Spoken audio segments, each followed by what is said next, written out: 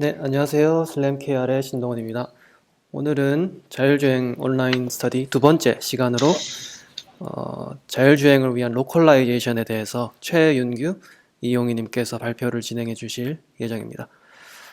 먼저 최윤규님이 GNSS를 이용한 로컬라이제이션에 대해서 발표를 해주시겠습니다. 그러면 발표 진행해 주시면 될 것 같습니다.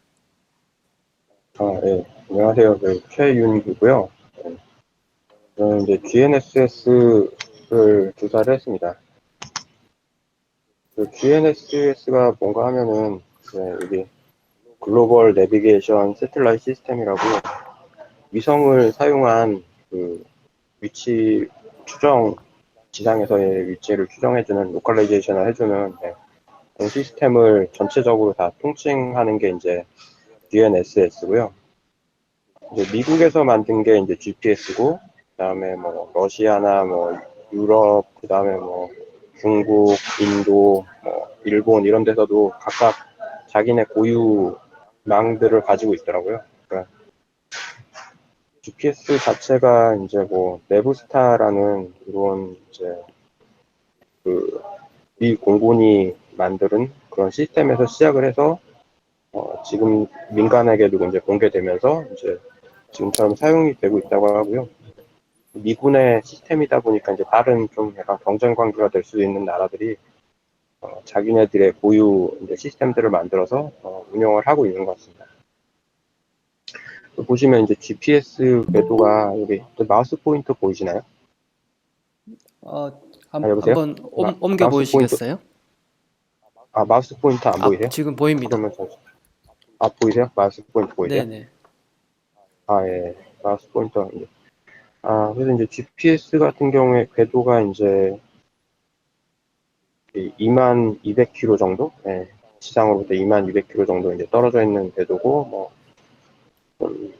유로에서 하는 뭐 갈릴레오 같은 경우에는 약간 더 높은 위치에 있고, 뭐 그런 식으로 이제 약간씩 궤도를 달리해서 돌아가고 있는 것 같습니다.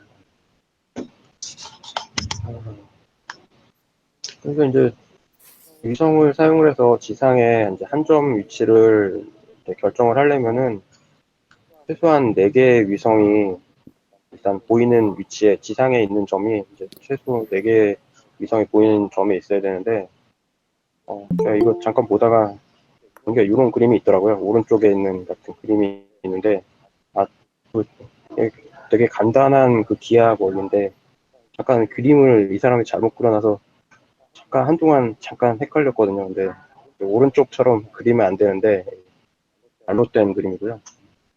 일단 지상에서 일단은 A랑 B로부터 거리를 알고 있는 상태잖아요. 그러니까 사실 이 상태에서 세틀렛 A랑 세틀렛 B로부터의 거리를 알고 있는 상태이기 때문에 사실 요 점이 나올 수가 없거든요. 요 A, B 점이 나올 수가 없고 이미 요 점이 특정된 상황에서 C점만 있으면은 사실 2차원 C로부터의 위치만 있으면 2차원 상에서는 사실 한 점으로 특정이 되는 상황인데 이렇게 그려놓으면 사실 틀린 그림이고요. 실제로 시스텔렛이 이렇게 왼쪽 그림처럼 이제 두 개가 있으면은 2로부터 뭐, 요 왼쪽 그 위성으로부터 거리를 알고 있고, 오른쪽 위성 거리를 알고 있으면 이 원 안에 이제 지점들이 일단 특정이 된 상황에서 세 번째 구가 나오면은 점이 이제 두 개가 특정이 되고요.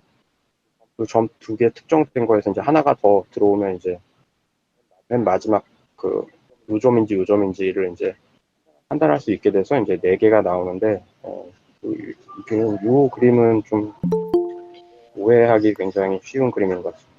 이런 식의 3차원적으로 보셔야 되는데, 그리고 이제 어떤 식으로 배치됐냐 하면은, 이게 보시면은,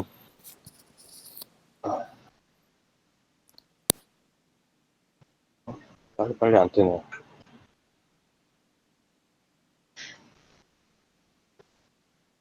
보시면 일단은 여기에 GPS 이제 미국에서 만든 시스템이고, 이제 24개 이제 위성들이 6개 궤도에 들어있거든요. 그래서 보시면은 이제 지구가 있으면은 여기에 적도가 있고요. 적도가 아마 이렇게 있겠죠. 그리고 회전축이 있겠죠. 지구에 회전축이 있을 테고,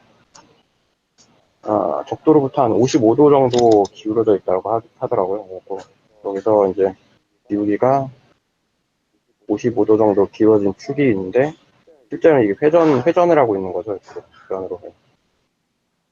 이게 중점이 맞아야 되는데, 잘못 그렸습니다. 지우고 다시.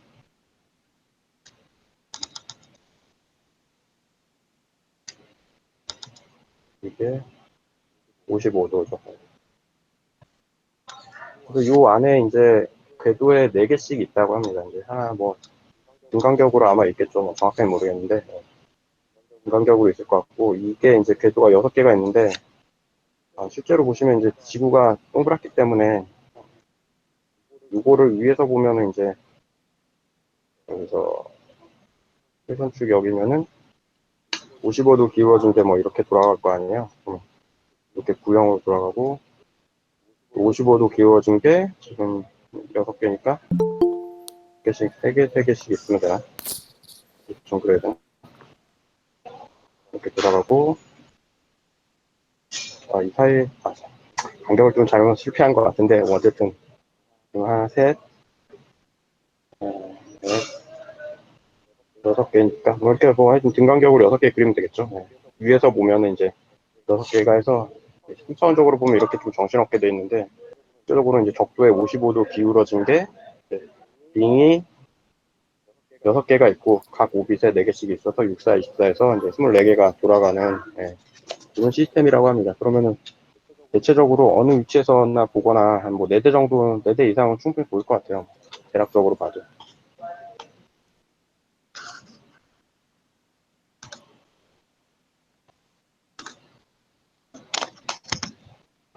그 다음에 이제 여기서 뭐 웨이브랑 뭐 시그널 이런 관련된 얘기가 많이 나오는데 저도 이게 별로 평소에 보질 않다 보니까 헷갈려갖고 다시 찾아봤는데요. 일단은 그 위성에서 보내는 신호는 위상 변조를 통해서 이제 그 전송하고자 하는 메시지를 이제 캐리어 시그널에다 신호 갖고 보내는 방식인데 뭐 일단 뭐 다 잘 아시겠지만 뭐 잘 기억 안 나시는 분도 있을 것 같아서 한 번만 그냥 복습을 하면은 이제 보통은 이제 앰플리티드 모듈레이션 같은 경우에는 이제 요런 우리가 신호가 있고 이 신호를 어떤 이제 전송 캐리어 주파수에다 실어서 보내잖아요. 그러면 이제 이 캐리어 주파수의 진폭을 바꾸는 거죠. 이거 그 신호처럼. 그래서 이게 이제 신호가 올라가면은 이렇게 진폭이 커졌다가 작아졌다. 이렇게 커졌다 작아졌다. 그래서 이렇게 하는 게 이제 AM 라디오 할 때 앰플리티드 모듈레이션의 그걸 방식이고 FM 라디오가 이제 보통이 아니라 그냥 프리쿼시 모듈레이션인데 이제 이런 신호를 보내려고 하면은 얘네 캐리어 주파수를 이렇게 신호가 센 데서는 이제 그 주파수를 올리고 신호가 작은 데서는 뭐 주파수를 내리고 이런 식으로 했고 진폭 변조를 하는 거고 위상 변조 같은 경우에는 사실은 저도 이거 배운 적이 있었는지 없었는지 잘 기억은 안 나는데 어쨌든 찾아보면은 우리가 보내려는 신호가 요 신호 부분이 되면은 위상을 뒤집어 줍니다. 여기 원래 그 캐리어 시그널을 여기 위상을 뒤집어 주고요. 그래서 다시 또 신호가 오면은 또 위상을 뒤집어 주고 뭐 여기서 다시 뒤집어 주고 뭐 뒤집어 주고 이런 식으로 해갖고 해주는 게 이제 위상 변조 방식으로 신호를 보내는 방법이라고 합니다. 그래서 그럼 또 위상은 뭐냐?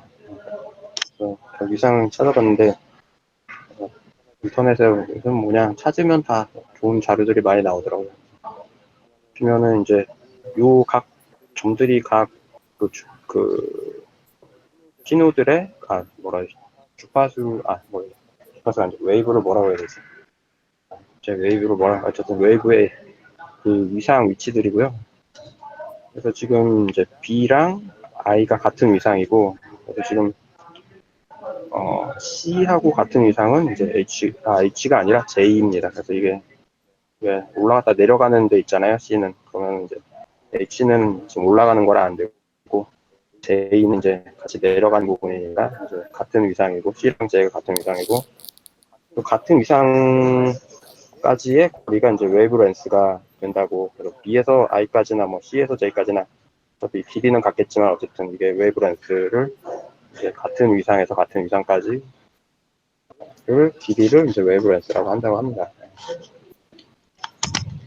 그래서 지금 여기 책에 기본 주파수가 그 10.23이라고 돼 있었는데 제가 인터넷 찾아본 바로는 캐리어 웨이브는 지금 기본 주파수가 캐리어 웨이브를 얘기하는 것 같은데 일단 책이 약간 좀 잘못된 게 아닌가 좀 그런 생각이 들고요. 이거는 좀 잘 아시는 분 있으시면 나중에 좀 확인 좀 해주시면 좋을 것 같습니다.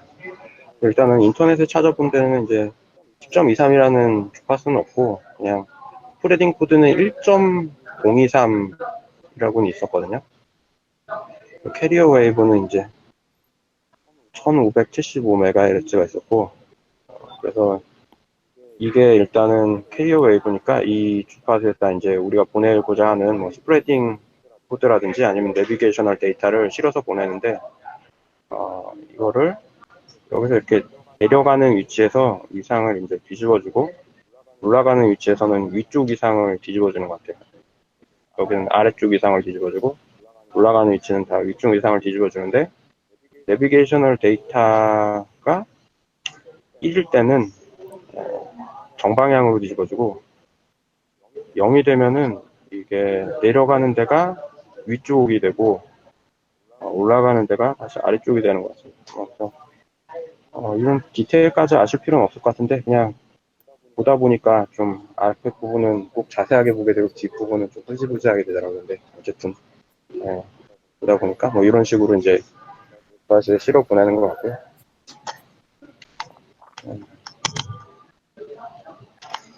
그래서 저렇게 해서 이제 뭐 시간이라든지 여기 가보면은 이게 좀 잘 나와 있었던 것 같아요. 아마 시간 어떤 데이터로 보낸다고 했더라? 어쨌든 이제 가서 보면은 여기 보면은 제가 만약 여기 있는데 이 지점에 마우스 지점에 있으면은 초록색 신호를 맨 처음에 동시에 왼쪽이랑 오른쪽 거에서 받고 그 다음에 조금 있다가 이제 그 자주색 신호를 여기서 받잖아요. 그러니까 만약 중간에 있으면 파란색 신호를 한꺼번에 다 받겠죠. 그래서 아마 이게 이제 시간 차가 이제 생기는데 이제 그 시간차를 가지고 시간차 조합에 따라 이제 어떤 지점에 있는지 특정을 할 수가 있을 테니까 그걸로 위치를 계산하는 것 같습니다. 기본적으로.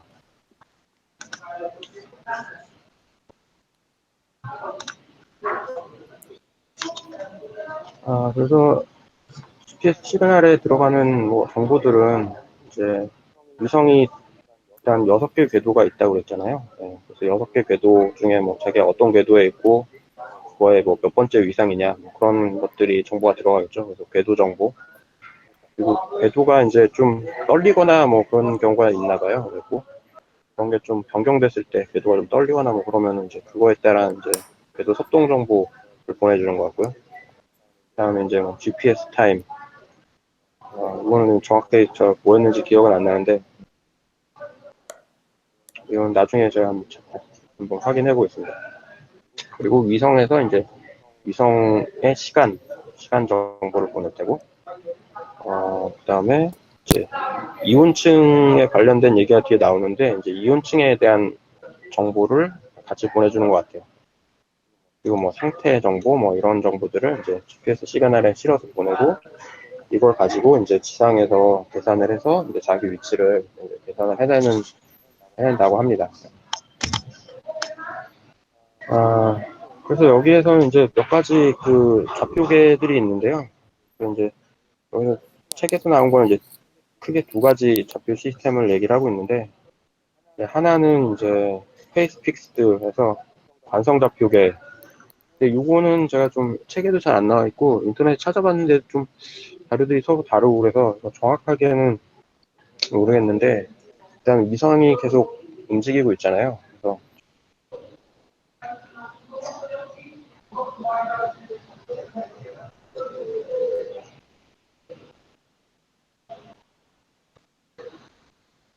뭐 위성이 여기서 이제 막 움직이고 있다. 이쪽에서 이렇게 이쪽으로 이렇게 돌고 있다. 그러면 그냥 여기서 뭐 이제 뭐 자기 진행하는 방향하고 자기의 뭐 위쪽 방향, 자기의 뭐 위쪽 업이랑 뭐 진행 방향, 뭐 ACC라고.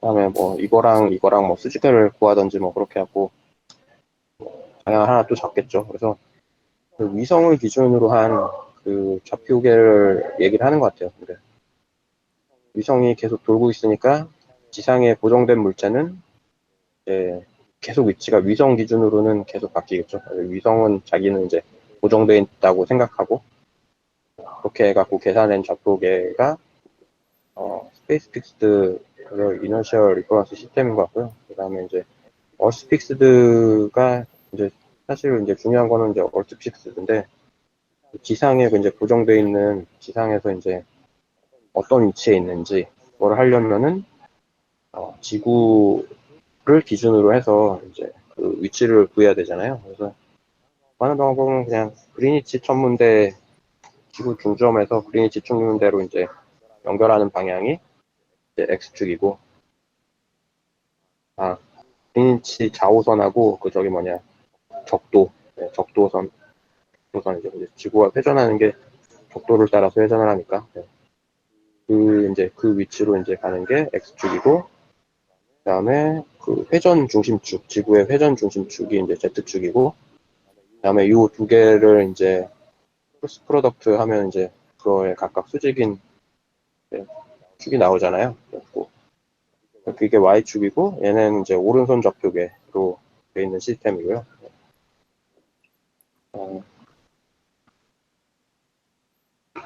그리고 여기서 얘기해야 될 게, 뭐 일단 그렇고 이게 WGS84라는 방식이라고 하는데 여기 많이 이것도 좀 많이 나왔던 것 같아요.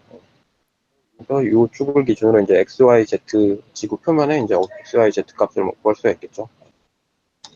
뭐 여기 이 점은 뭐 Y축으로는 뭐 몇이고 뭐 X축으로는 몇이고 X축으로는 몇이고 뭐 Z축으로는 몇에 있는 점이다 뭐 그래가지고 위치를 이제 구한다고 하고 제가 알기로는 사실은 그 지구 회전 중심축이 몇세 한뭐 1년에 한 1m 정도는 움직이는 걸로 알고 있는데 뭐 그런 거 알아서 고정해주겠죠. 뭐. 하루에 변경되는 거는 크진 않으니까. 일단은 그래서 결과적으로는 이제 서로 이제 그 좌표계를 서로 이제 변환해줘야 되고 뭐 그런 것들은 이제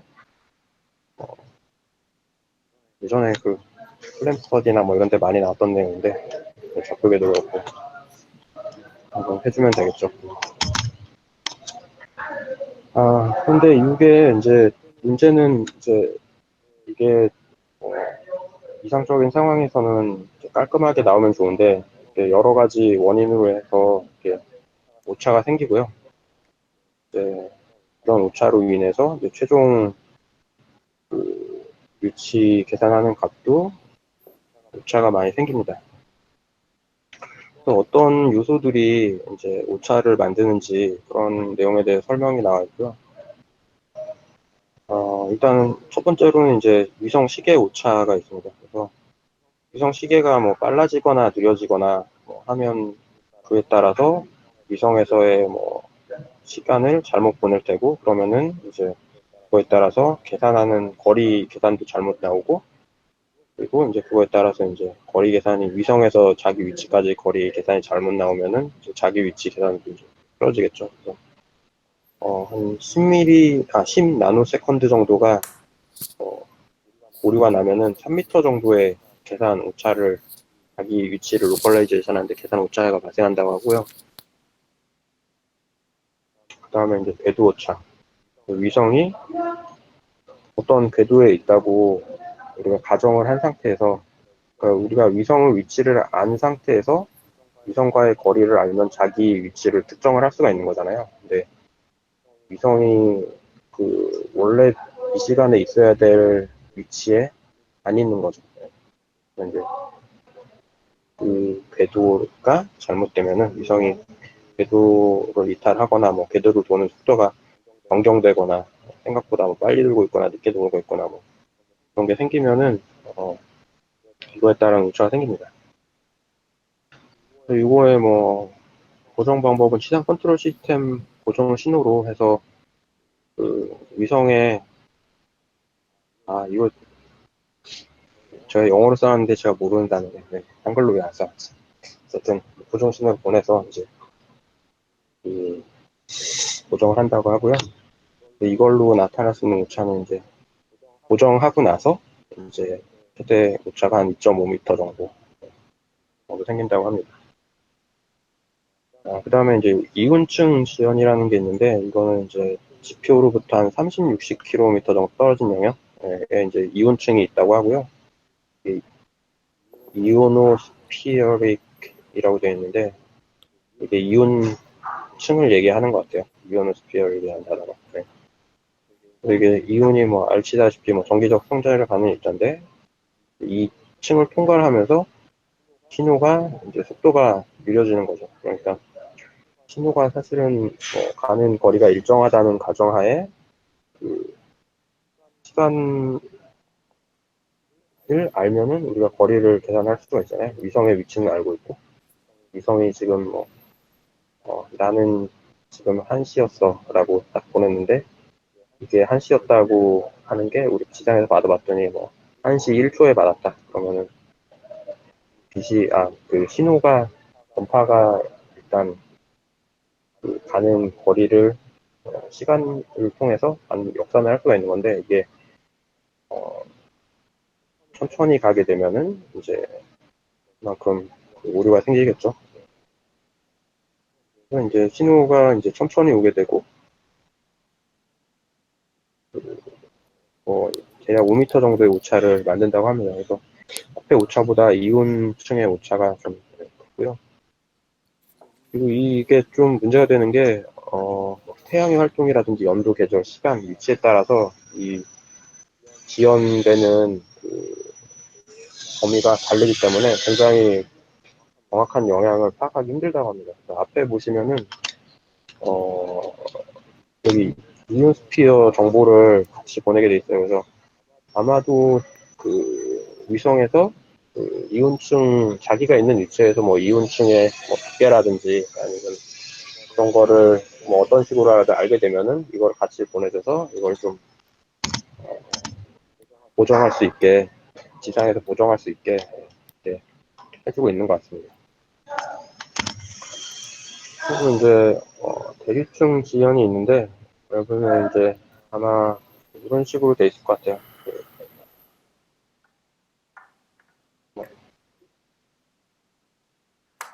이렇게 지구가 있으면은 아마도 뭐 이온층이 한 뭐 이 영역에 있는 것 같아요. 뭐 한 이 정도 영역에 이렇게 있고 그다음에 뭐 대류층이 뭐 낮은 지상에 가까운 이렇게 영역 같은데 아마도 이게 사실은 밀도나 매질 같은 게 다르면 사실 굴절도 발생하거든요.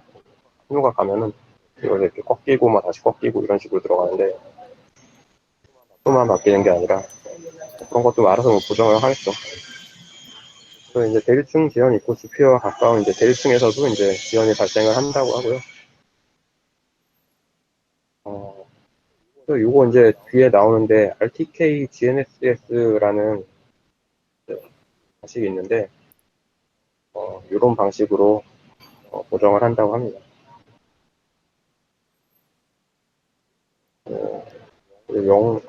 영어로 뭐 트로포스피어릭 딜레이라고 한다고 하고요.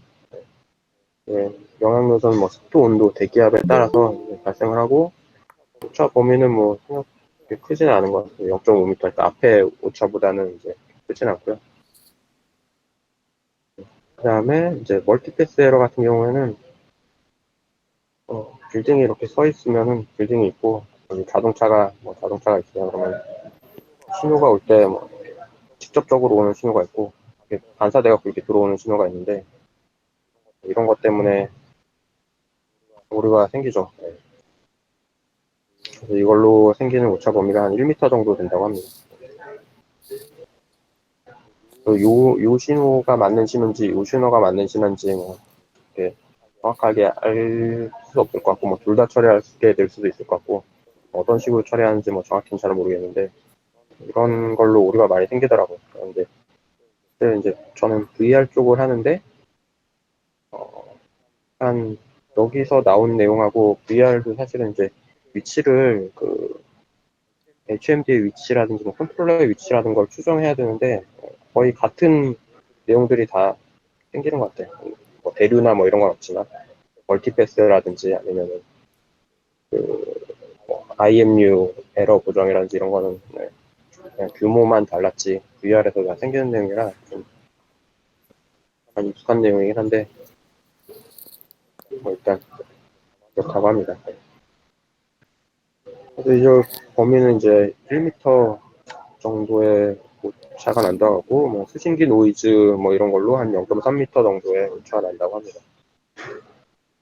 그래서 이거를 정리를 해보면은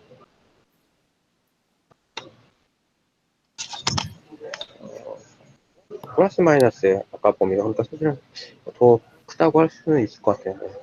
일단 이온층 지연이 제일 큰 것 같고요. 그 다음에 위성시계 오차, 그 다음에 뭐 궤도 오차 이런 게 좀 이런 것들이 좀 크고 궤도 오차랑 위성시계 오차는 대략 뒤에 보시면 이제 이런 거는 좀 쉽게 잡을 수 있는 것 같은데 이제 이온층 지연이 좀 약간 좀 범위도 크고 잡기가 그렇게 쉽지는 않았던 것 같고요. 일단은 그렇습니다. 네. 또 이제 이런 오차들이 생기기 때문에 요거를 이제 고정을 해줘야 되는데 이제 위성 기반 오차 고정 시스템을 Satellite Based Augmentation 시스템이라고 SBAS라고 한다고 합니다. 그래서 요거 배정해주는 방법은 뭐 지상에 알고 있는 이제 기준국 위치를 사용을 한다고 하고요. 보시면은 이제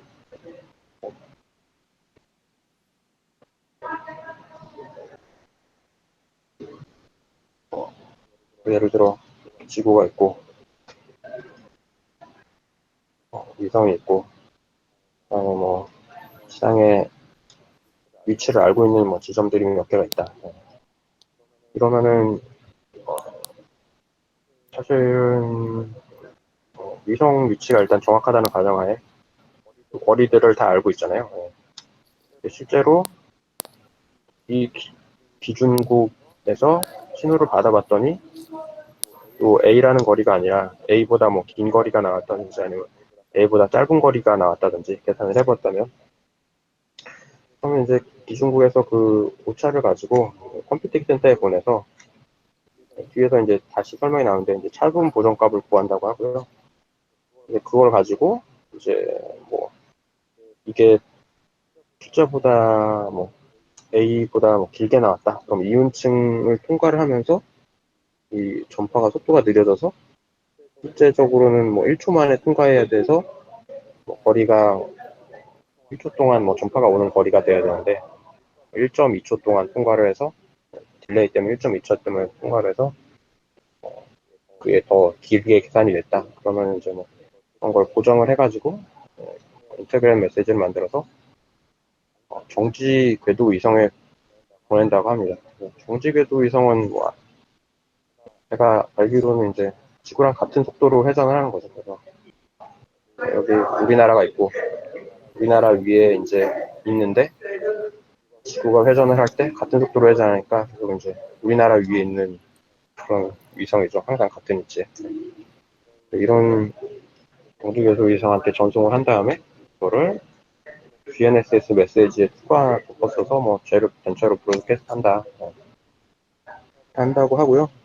이 뭐 고정 시스템의 또 자세한 내용들은 이제 뒤에서 이제 좀 자세하게 나옵니다.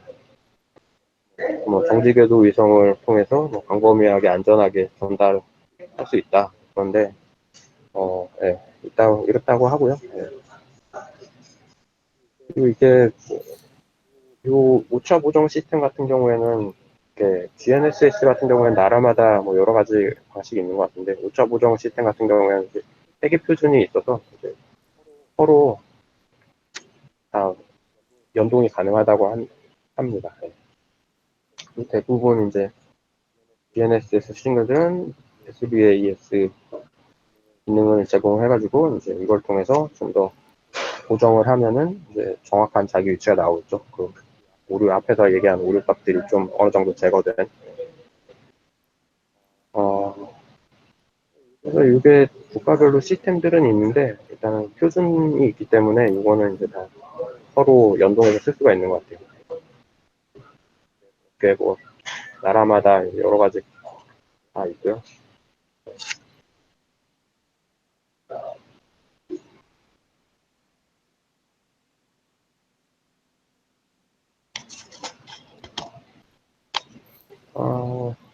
그리고 뭐 다중위성군을 지원을 하는 뭐 상용 GNSS 시스템이 약 2m 정확도를 제공을 하는데 자율주행으로에서는 뭐 센티미터 수준의 정확도가 필요하기 때문에 이제 뭐 아래 같은 기법들이 필요하다고 하고요. 앞에서도 이제 좀 나왔지만 뭐 RTK라고 해서 리얼타임 키네매틱이나 아니면 이제 차분 보정, 디퍼런셜 GNSS가 이제 차분 보정을 얘기하는 것 같은데 DGNSS라고 이런 것들이 이제 필요하다고 하고 이제 이거에 대한 설명이 아래에 있습니다. RTK 같은 경우는 이제 리얼타임 키네매틱스라고 하고요. 그다음에 이제 요거를 통해서 이제 위성 시계 오차, 궤도 오차, 이온층 지연 오차, 대류층 지연 오차 등을 줄 수 있다고 합니다. 요거는 아까 얘기한 것처럼 이제 기준국을 사용을 하고요. 위치를 정확히 알고 있는 점에 GNSS 수신기를 설치해서 어, 아까 설명 다 한 내용인데요. 이제 뭐 계산된 위치를 비교해서 뭐 오차를 알아내고 이 오차 정보를 기지국에서 자동차로 다시 보내줍니다. 어, 그래서 보정을 하는데 이게 좀 더 좀 정확하게 보정할 수 있는 게 캐리어 위상을 사용하기 때문에 코드 기반보다 더 정밀하다고 하고요. 어, 이게 저도 정확하게는 모르겠는데 제가 추측한 바로는 일단 아까 전에 봤다시피 이제 원래 코드 기반 같은 경우에는 이제 이진 신호를 뭐 이런 식으로 보냈었잖아요. 그래서 뭐 10, 뭐 100, 뭐 1111, 뭐 이런 식으로 계속 보냈던 것 같은데 이거는 이게 아니라 이거를 이제 캐리어 신호 이렇게 이게 캐리어 주파수가 이거죠. 그래서 이게 캐리어 주파수가 있고 이거에 따라서 뭐 이상이 뭐 이렇게 가다가 뭐 여기서 한번 건조됐다가 다시 뭐 이렇게 가다가 뭐 그래서 건조됐 아이고 잠깐만 이거 한 번 변조되면 그냥 가나? 지금 정확히 기억은 안 나는데 어쨌든 여기서 이제 이런 지점에서 이제 위상이 바뀌었는데 예를 들면은 이게 뭐 여기 위성하고 여기 위성에서 이렇게 캐리어가 같이 오면은 뭐 어차피 위상이 바뀌는 거기 때문에 뭐 주파수가 바뀌거나 하지 않잖아요. 그래서 같은 거리면 어차피 왼쪽 신호나 오른쪽 신호나 이렇게 신호가 봤을 때 똑같이 들어올 거 아니에요. 같은 위치면. 근데 이게 어, 오류가 있거나 그러면은 이게 약간씩 시프트 되거든요. 그래서 그거가 이 웨이브렌스가 몇 미터인 몇 센치인지 몇 미터인지 몇 밀인지 잘 기억이 안 나요. 하여튼 이게 주파수가 더 높기 때문에 정밀하게 위치를 추정을 한다 얘기인 것 같고요. 그 다음에 이제 이런 걸로 보정을 하다 보면은 이제 몇 가지 이제 미정수들이 남는데 이게 모르는 값들이 여러 개이기 때문에 이제 정확하게 방정식이 안 풀리면 좀 미정수들이 남는데 이런 거는 차분 미정수 추정 기법을 사용을 하고 뭐 차분 보정을 적용해서 모두 하고 나면은 밀리미터 단위 정확도가 나온다고 하는 것 같습니다. 그리고 기지국 위치도 이제 중요한데, 이거 같은 경우에는 이제 RTK 같은 경우에는 기지국의 상대 위치가 보정이 된다고 그래요. 그래서 기지국들이 만약에 이런 점들이고, 자동차가 여기 있다. 그러면은 이제 여기에 뭐 도축이 있고, 여기서 뭐 이제 얼만큼 떨어졌다. 그런 식으로 나오는 것 같아요. 그래서 얘네가 기지국이 하나마가 뭐 굉장히 멀리 있으면은 얘네 조밀도가 다르거나 그러면 이제 좀 이상하게 나올 수도 있겠죠. 오차가 그만큼 커질 수 있으니까. 기지국 위치가 중요하다고 하고요.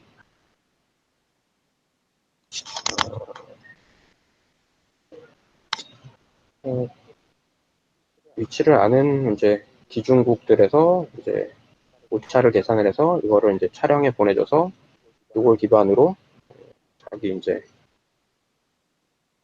다시 계산을 해서 위치를 보정을 하면 플러스 마이너스 2cm 정도인데 여기에 다른 보정까지 하면은 밀리미터 단위로 나온다고 하는 것 같아요. 이 정도 주전이랑 차분 보정까지 해서. 그다음에 이제 뭐 차분 보정에 대해서 봤는데 빨리 봐가지고 뒤에는 이렇게 자세히는 못 봐서 이런 식으로 이제 한다고 하는데 자세한 거는 제대로 안 봤기 때문에 넘어가도록 하겠습니다. 그리고 이제 이거 같은 경우에는 그 기준국이 자기 근처에 있어야지만 그 RTK는 적용이 가능했는데 기준국이 기준국이 있긴 있어야 되는데 자기 주변에 있지 않아도 이제 사용할 수 있는 방법이 그 PPP라는 기법이라고 하고요. 프리사이즈 포인트 포지셔닝이라고 정밀 단독 수기라고 합니다. 또 이거 같은 경우에는 이제 기준국에서 이거 같은 뒤에 거는 바로 정보 받았는 게 아니라 기준국의 정보들로 이제 위성 시계 오차를 줄이고 이 정보를 이제 인터넷으로 받는다고 한다고 합니다. 기준국에서 바로 받는 게 아니라 이제 위성 시계 오차 정보를 뭐 위성이 보내던 뭐 경지 궤도 위성이 보내던 뭐 기준국이 보내던 어떤 식으로든 이제 보내면은 그걸 인터넷으로 다운받아가지고 이 위성은 시계 오차가 뭐 얼만큼 뭐 1나노세컨드 뭐 빨라졌다 느려졌다 뭐 이런 거를 알아서 사용하는 것 같아요.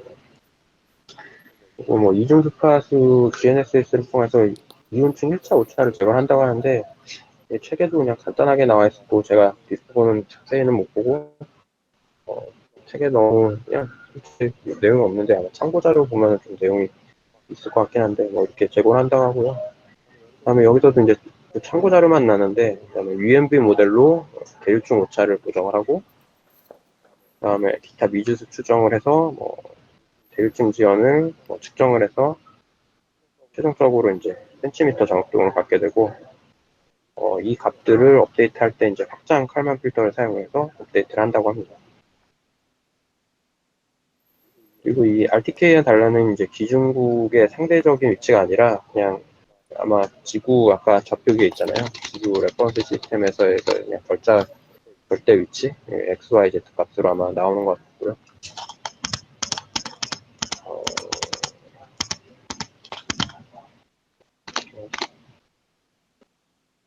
그다음에 아직 시작 단계고 센티미터 장학대를 위해서 30분 정도 동안 보정을 해야 되는 것 같아요. 계속 필터 확장 칼만 필터로 데이터 받아가 계속 돌리면서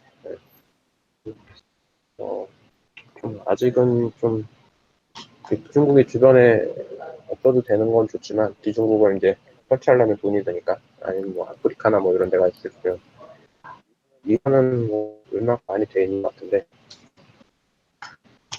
일단 아직은 좀 시행하는 단계가 아닌 것 같습니다.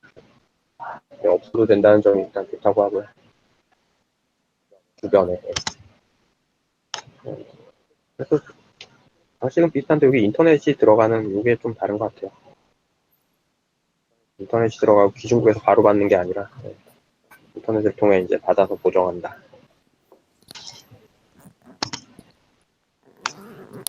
그리고 이제 GNSS, INS 통합이 있는데, INS는 이제 Inertial Navigation System을 얘기를 하고, IMU로 이제 가속도와 자유로 값을 측정을 해서, 총 6축이면은 이제 가속도, 자유로 값 이렇게 들어가고, 그래서 뭐 지자계라든지 뭐 이런 것들 좀 들어가는 경우가 있는데, 그러니까 대표적인 게 뭐 가속도, 자유로고, 보통은 이제 그 GNSS와 결합을 하면은 사실 뭐 다른 것까지 특별히 필요하진 않을 것 같습니다. 제가 봤을 때.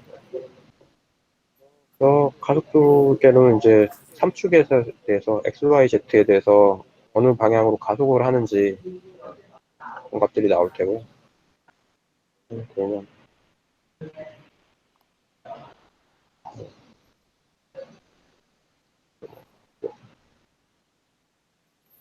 그런 식으로 있겠죠.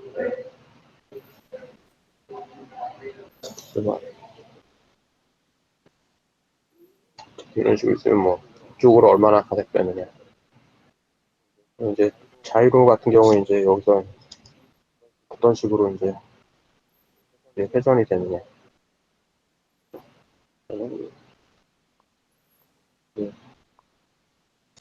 뭐 이런 식으로. 이게 맞나? 맞는 것 같긴 한데. 아니, 이게 잘못됐네. 하려면 이런 식으로 돼야 되는데. 어떤 축을 중심으로 이제 회전을 했을 때 어떤 식으로 회전을 하고 있는지 회선에 대한 각도가 나오고 이건 다 아시겠지만 상대적인 운동을 측정을 하는 거기 때문에 이게 굉장히 갱신속도가 빠르고 그다음에 그 정밀하긴 한데 그 정확하지는 않죠. 문제는 이제 처음 위치가 예를 들어 처음 위치를 일단 알아야 되는데 알아야지 이 위치에서 내가 알 수 있는 거는 이쪽으로 뭐 가속이 됐다. 그러면은 뭐 이렇게 회전이 됐겠죠. 뭐 회전이 이런 식으로 회전이 됐겠죠. 회전만 된 게 아니라 가속이 된 거니까 등속 회전을 하고 있겠죠. 등속 회전을 계속 하고 있는데 내가 생각하기에는 지금 이 위치에 있어야 되는데 이게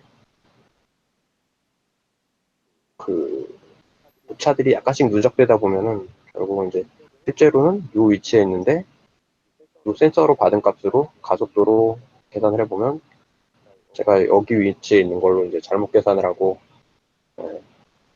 이 가속도가 이제 지금 한 번만 딱 줬다고 생각하는데 실제로는 뭐 가속도가 계속 업데이트가 되죠. 이제 그걸로 최종 위치를 잡아야 되는데 이게 굉장히 이제 정확도가 이제 떨어지게 되고요.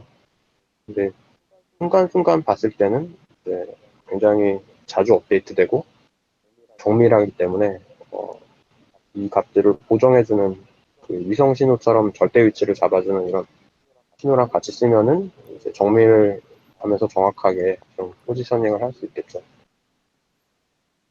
그래서 이제 TSS 연동을 사용하고 점은 뭐 얘기 드린 것처럼 시작점 내가 어떤 위치에 어떤 방향을 보고 있다 이걸 알려줘야지 얘는 이제 가속도만 알기 때문에 뭐 내가 지금 이 위치에 이 방향 보고 있다 생각하고 가속도가 이렇게 나오고 뭐 전진 가속도가 뭐 이렇게 나왔다 그러면은 얘는 계속 회전하면서 이렇게 전진하는 이런 궤도가 나오겠죠 아마. 여기 같은 경우에는 뭐 이렇게 얘하고 얘는 뭐 전혀 다르잖아요. 근데 이 위치를 잡아줘야 된다 처음에. 하고 이게 오류가 생기기 때문에 가끔씩 한 번씩 얘가 그 오류 범위 내에 있는지 그런 거를 좀 보정을 해줘야 되는 그런 게 필요하다고 하고요. 그래서 GNSS에 연동해서 가능하다. 여기까지, 네, 여기까지 해서 발표 마쳤습니다. 뭐 질문 사항 있으신가요? 네, 발표 감사드립니다. 제가 궁금한 게 여러 가지 네. 많긴 하지만 잘 모르는 분야라서 제일 처음에 캐리어 웨이브라는 게 있었는데 그게 네. 뭘 말하는 건가요? 만약에 예를 들어 뭐 AM에서 뭐 100MHz AM이다. 그러면은 이 어,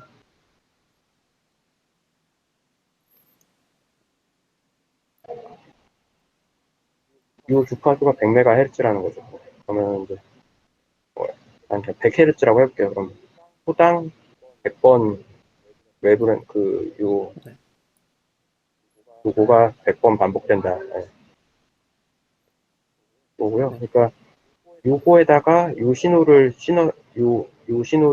캐리어 웨이브에 신호를 보내잖아요. 그래고 최종적으로 이런 신호가 나오는 건데 어, 그렇기 때문에 이 캐리어 웨이브가 정밀도가 높으면은 뭐 실제로 이거를 다시 이제 음성으로 다시 되돌릴 때도 좀 더 정밀한 해상도가 나오겠죠. 말하자면 기준이 되는 네, 주파수인 건가요? 그렇죠. 네. 근데 이제 저희가 AM 뭐 100Hz랑 뭐 50Hz가 있다. 그냥 예를 들어서 그러면 이제 50Hz에 맞추면은 캐리어 웨이브랑 똑같이 공조 진동을 하는 어떤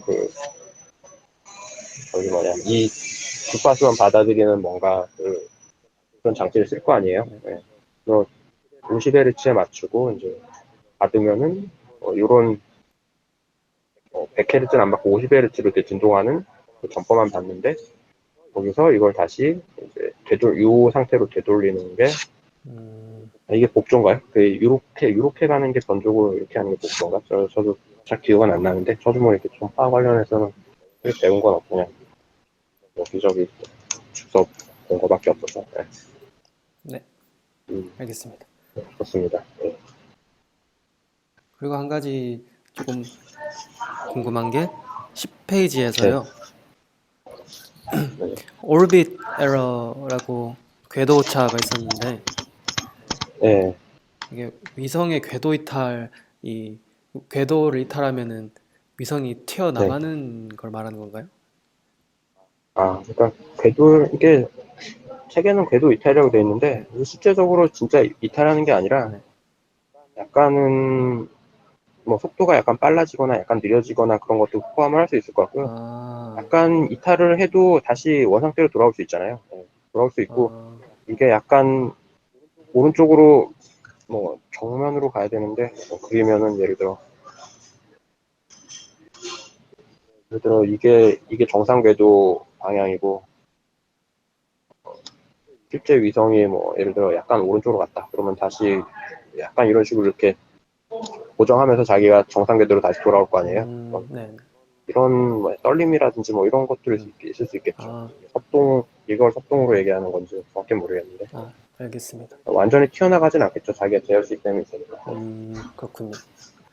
그리고 하나 더 든 질문인데 본래 네. 윤규님이 VR 시스템에 대해서 뭐 하신다 그러셨잖아요. 저는 VR 소프트웨어를 개발하고 있고요. 네네. 근데 이제 뭐 관련해서 하드웨어도 조금 약간 하고 뭐 그런데 주로는 이제 네. 교육용 아, 소프트웨어들을 만들고 있어요. VR 활용. 그러면은 이런 이제 네. VR 헤드셋이랄까 그런 거에 네. 로컬라이제이션도 이렇게 담당하셨나요? 개발하신 건가요? 이제 저희는 가져다 쓰기만 하는데 아, 이제 하다 보면 뭐 약간적인 문제점이라든지 네, 이런 것들 발생하고 하기 때문에 이제 네, 보다 보면 이제 하드웨어가 어떤 식으로 구현된다 이런 것들을 좀 보긴 네. 하거든요. 그래서 예, 보면은 예, 보- 예, 그 기존의 라이트하우스 방식인가? 그 예, 천장에 맞아요. 달아서 예, 몇 군데 달아서 이렇게 GPS처럼 예, 위성처럼 예, 똑같이 예, 신호를 예. 보내고 그게 거의 비슷하죠. 어떻게 거의 보면. 비슷한 형태가 그게 되는 건가요?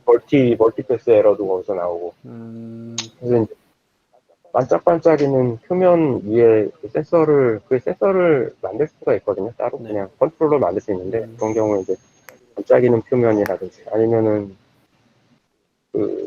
수신대 이제 수신기 모듈을 따로 살 수가 있는데 그런 거를 그런데 놓으면은 네. 그런 반짝이는 표면을 통해서 주변에 그런 게 있으면 들어와서 오차가 꽤 나더라고. 멀티패스 에러가 그런 거 나오고. 그렇군요. 네, 네, 잘 알겠습니다. 네, 감사합니다. 아유, 네, 감사합니다. 네. 그 오준수 님이 질문 있다고 하시는데 예, 예. 타이핑 하시려고 음, 하나 본데요. 타이핑이요, 타이핑. 네.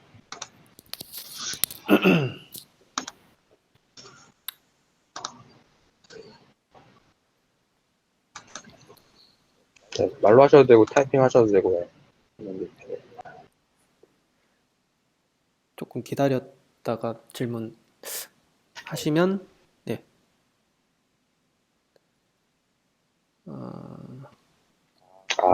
상대성 이론에 따른 시간 오차, 일단은 그게 있는 건 저도 알고 있는데, 그건 아닌 것 같습니다. 일단은 책에서 나온 내용을 전체적으로 종합해보면은 이제 그 내용은 아니고요. 그거는 아마 따로 보정하는 게 그냥 자체적으로 있을 거예요. 아마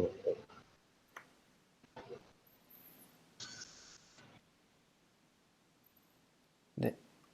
지금 더 내용 없으면 일단 저는 여기서 마칠까요? 네, 알겠습니다. 수고해 주셔서 감사합니다. 아유, 그러면 다음 자가 이제 이용희님께서 HD맵과 라이다를 이용한 로컬라이제이션에 대해서 발표를 해주시겠습니다.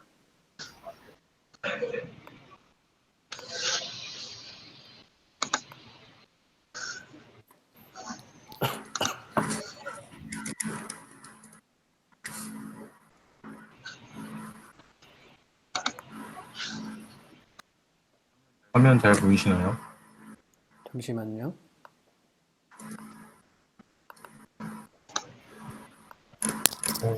아직 안 보이는데요. 안 네, 보이시나요? 이제 다시 세팅해 볼게요. 네. 오늘 되게 많이 들어오셨네요. 16분 들어오셨네요.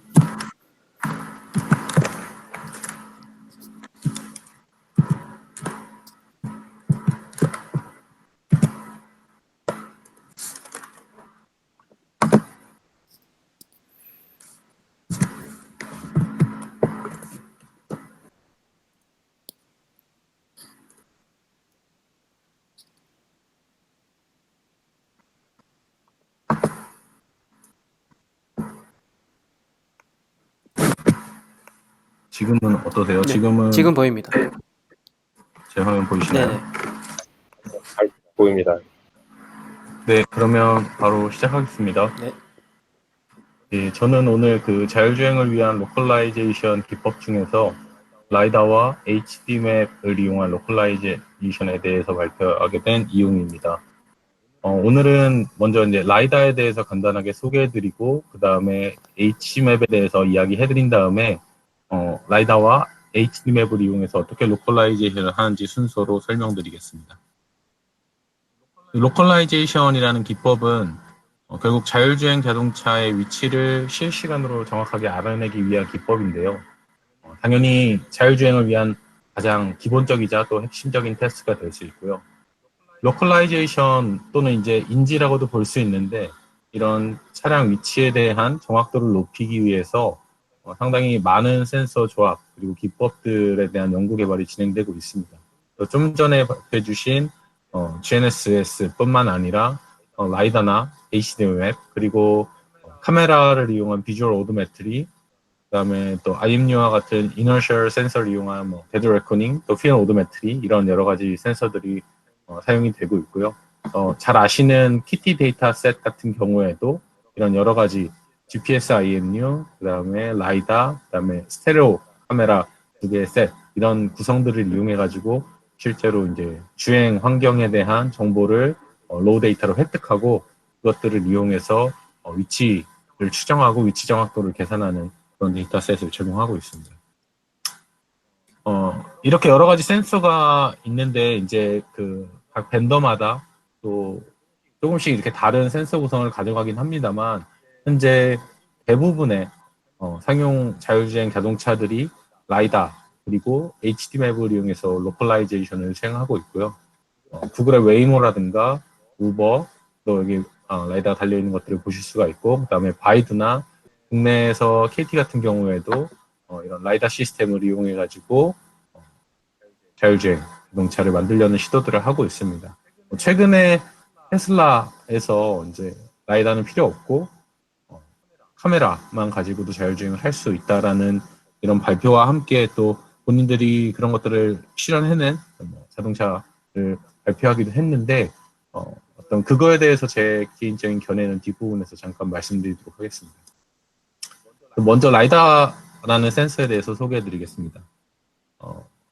라이다 센서는 그 라이트 디텍션 앤 레이지 센서라고 해가지고 주변 환경에 대한 3차원 정보를 포인트 클라우드 형태로 실시간으로 획득할 수 있는 센서입니다. 그래서 현재는 벨로다인사의 라이다가 가장 유명하고 또 가장 많이 쓰이고 있고요. 그래서 라이다는 그 목표물 또는 주변 환경에 펄스 레이저를 쏘고 그다음에 그 펄스 레이저가 어떤 물질 표면에 맞고 반사된 그런 시간을 측정함으로써 이제 거리를 계산하는 방식입니다.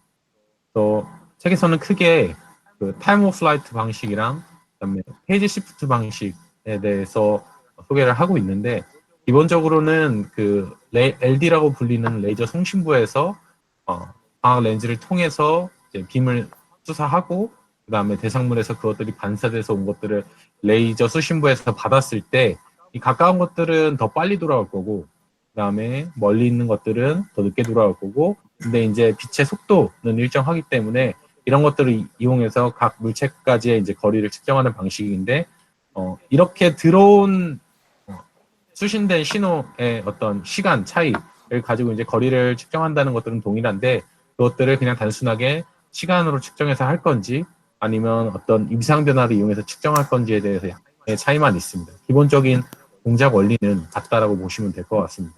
그래서 상당히 높은 정밀도의 3차원 공간 정보를 실시간으로 획득할 수 있는 기술이고요.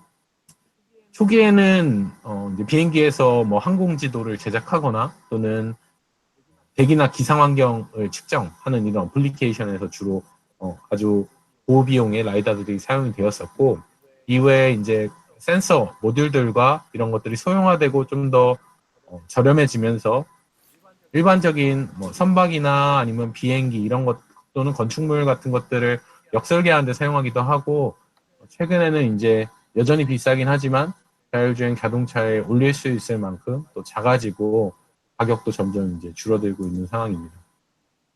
그래서 여러 가지 사실은 이제 뭐 항공에 쓰이는 것 또 리버스 엔지니어링에 쓰이는 이런 라이다 방식들이 이제 종류가 굉장히 많고 또 이 각각의 라이다를 구성하고 있는 그 모듈들에 대해서도 여러 가지 기법들이 있는데 저는 오늘 네로우 펄스 TOF 방식의 라이다 구조를 위주로 설명할 거고요. 이게 현재 대부분의 자율주행 자동차에 들어가는 라이다 센서에서 착용하고 있는 방식이기 때문에 이 구조를 설명드리겠습니다. 컨트롤 유닛에서 어떤 신호를 이제 PLD 쪽으로 주게 되면 특정한 파장대의 광선을 이제 물체를 투사하게 되는데요. 이때 이제 단일 빔을 쏘는 게 아니라 스캐너를 통해서 멀티빔을 쏠 수 있는 이제 광학 구조라든지 또는 메카니컬 파트가 이제 생기게 되고요. 그렇게 쏘아진 빛이 물체에서 이제 반사가 돼서 다시 돌아오면 그 멀티빔들을 또 APD라는 수신기를 통해서 수신을 하고 그것들을 이제 증폭시켜 가지고 실제로 이제 돌아온 시간을 측정함으로써 최종적으로는 이 델타 T를 이용해서 이제 디스턴스를 리턴하는 그런 방식이라고 보시면 되겠습니다. 그래서 각각의 모듈들을 설계하는데 여러 가지 이슈가 있고 특히 이제 자율주행용 실시간 라이다 같은 경우에는 굉장히 빠른 속도로 측정을 하기 위해서 많은 빔들을 빠른 속도로 측정하기 위해서 짧은 파장대를 쓰고 있는데 주로 이제 905나노미터대를 사용하고 있는데 905나노미터 같은 경우에는 사람의 그 눈에 추가돼서 악영향을 미칠 수 있는 이런 아이 세이프티 이슈가 있고요. 그에 반해서 1550 같은 경우에는 그 기상, 악천후 같은 데는 조금 더 강건하긴 한데 905나노미터대에 비해서 조금 정확도가 떨어진다는 그런 또 정확도 측면에서의 트레이드 오프가 있습니다. 스캐너 같은 경우에도 스캐너를 뭐 기계식으로 구성하든지 아니면 고정형으로 구성하든지 이런 구성 방식에 따라서 센서의 필드 오브 뷰도 달라질 수 있고요. 그다음에 메저먼트 스피드라든지 또는 실제로 차량에 달았을 때의 중요한 드러버빌리티 그리고 피지빌리티 같은 것들이 달라질 수가 있습니다. 또 수신부에 대해서도 이제 여러 가지 이슈들이 있고, 또 이 수신부를 아주 잘 설계하기 위해서 뭐 양자통신을 하는 기법들을 사용하기도 합니다. 특히나 이제 최근에 라이다 회사들은 주로 이제 다른 파트들도 이제 최고의 성능을 내기 위해서 많은 연구 개발을 하고 있지만, 특히 이제 라이다 회사들에서 내놓는 제품들이 대부분 그 스캐닝 구조, 그러니까 즉 라이다에서 그 LD에서 나간 빛을 그 어떻게 뿌려줄 것인가의 방식에 따라서 이제 스캐너 구조에 따라서 라이다 특성을 좀 구분하고 있고요. 기본적으로는 그 메커니컬 파트와, 그러니까 기계식 장치가 붙어 있는 파트와 그렇지 않은 파트로 나뉘고, 그렇지 않은 파트들을 이제 솔리드 스테이트, 그러니까 어떤 움직이는 액추에이터가 없이 고정된 상태에서 빛을 뿌린다라는 의미에서 솔리드 스테이트 타입이라고 하고, 벨로다인의 그 이제 알파 퍽 시리즈가 이 메커니컬 쪽에서 짐벌에 해당하는 형태로 지금 이제 가장 많이 나와 있고, 그 다음에 상용화에 가장 가까운 성능을 내고 있는 제품 중에 하나라고 보시면 될 것 같습니다. 그리고 이 짐벌 타입의, 그러니까 벨로다인 타입의 라이다들이 갖고 있는 문제점들을 조금 해결하고, 양산성과 그 다음에 센서의 가격 자체를 좀 낮추기 위해서 최근에 계속해서 시도되고 있는 그 라이다들은 이제 램스 타입을 이용해서 LD의 숫자를 줄이는 방식이고요. 그 이후에 또 이제 램스 자체적으로 또 한계가 있다 보니까 이것들을 다 뛰어넘는 어떤 뭐 플래시 라이다 타입이라든가 아니면 또 다른 형태의 솔리드 스테이트 타입의 라이다들을 개발하는 연구 개발들이 아직도 활발하게 진행되고 있습니다. 그래서 대표적인 그 라이다 스캐닝 방식 네 가지에 대해서 간단하게 설명드리면, 말씀드렸다시피 가장 대표적인 것은 벨로다인사에서 사용하고 있는 그 LDPD를 일렬로 배치를 한 다음에 그것들을 360도로 모터로 직접 이제 회전시키면서 하는 스캐닝 방식이고요. 올해 CES에서 데모한 알파퍽 64 데모 같은 경우를 보시면은 360도에 대해서 이 LDPD의 개수만큼, 이걸 이제 보통 채널이라고 하는데요. 그건 64 채널인 걸로 제가 기억을 하는데, 64 채널로 계속 이렇게 LDPD가 회전하면서 360도에 대한 것들을 스캐닝을 합니다. 근데 이제 이렇게 하다 보면 결국 LDPD 구조를 엄청 많이 달아야 되는, 기본적으로 하드웨어가 많아지는 문제와 또 그것들을 일일이 다 캘리브레이션 해야 되는 문제가 있기 때문에 LD의 숫자를 좀 줄이기 위해서 이것들을 직접 모터로 다 회전시키지 말고 그 램스 미러를 이용해 가지고 그 어떤 빛이 나가는 방향을 이렇게 조절해 보자라는 게 이제 램스 타입이고요. 대표적으로 이노미즈사의 제품이 있고 올해 CES에서 나온 데모인데, 이거는 한 대를 쓴 건 아니고 지금 보시면 여기 중간에 오버랩이 좀 있죠. 그래서 실제로 네 대를 레지스트레이션을 이제 한 번에 보여주는 영상입니다. 그래서 스캐닝 방식에 따라서 이 보여주는 데이터 패턴이 조금 다른 것들을 확인하실 수가 있습니다. 그리고 OPA 방식이라고 해가지고 이것들은 어떻게 보면 레이더에서 전자파를 쏘는 방식이랑 비슷한데, 이것들 이제 위상 변조를 통해 가지고 빛이 나가는 그런 속도 조절을 통해서 빛이 나가는 각도를 이제 조금씩 달리 해주는, 어떻게 보면은 램스도 결국 그 어떤 램스 미러가 실제로 조금씩 움직이는 액추에이터를 하는데, 이거에 비해서 OPA 같은 경우에는 정말로 완전하게 아무것도 내부에 메카니컬 구조가 없이 돌아가는 솔리드 타입이라고 보실 수 있고요. 커너지사가 대표적인데 성능은 앞에 두 개에 비해서 그렇게 좋지는 않습니다. 그리고 커너지사가 초창기에 벨로다인이랑 그 견줄만한 등장했을 때는 많은 각광을 받았었는데, 현재 그 매년 나올 때마다 그렇게 많은 성능 개선은 있지는 않은 것 같고, 대신에 보안 솔루션이라든가 이런 쪽으로 이제 사업 모델을 조금씩 변경하고 있는 추세를 보였습니다. 그리고 이거 말고 그대로 이제 그 플래시 라이다라고 해가지고 한 번에 명광원에 대한 그런 어떤 레이저를 쏘고 그것들을 또 이제 면 수신부가 되는 어떤 그 리시버 어레이죠. 리시버 어레이로 한꺼번에 받는 형태의 플래시 라이다인데, 올해 CES에 나오진 않았었는데 데모 영상을 보시면 해상도 같은 경우에는 이제 상당히 정밀한 것들을 보실 수가 있습니다. 이 플래시 라이다가 근데 실제로 이 AC3사의 지금 이게 제품이고, ACD인가요? AC3사의 제품이고, 근데 올해 비네위크라고 중국 기업이 갖고 온 것들을 봤었는데 거기 거는 또 그렇게 성능이 좋지는 않았거든요. 근데 지금 이 데모 자체는 굉장히 좋은 성능을 내고 있는데, 플래시 라이더 자체가 어떤 장단점을 가지고 있는지까지는 제가 조사를 좀 했습니다. 네, 어쨌든 이런 스캐닝 방식에 따라서 라이다를 결국은 이제 빠른 그 속도로 주변 환경에 대한 3차원 정보를 획득하는데 또 가격도 저렴하게 그리고 또 양산할 수 있는 구조를 만들기 위한 여러 가지 시도들이 2019년도 현재까지도 활발하게 이루어지고 있다는 것들을 아시면 좋을 것 같고요. 라이다 센서의 특징에 대해서 간단하게 말씀드리면 물론 센서마다 스펙은 다 다릅니다만 기본적으로 라이다라고 하면 보통 이제 수미터 정도에서 아주 가까운 거리는 좀 찍기 어렵고요. 약 150에서 200m까지 떨어져 있는 물체를 감지할 수 있는 센서라고 여길 수 있고, 그다음에 현재는 주로 505나노에서 1550나노미터의 짧은 파장대에다가 그 LD를 구준할 수 있는 스캐닝 기술을 합침으로써 아주 높은 공간 분해능을 제공하는 센서입니다.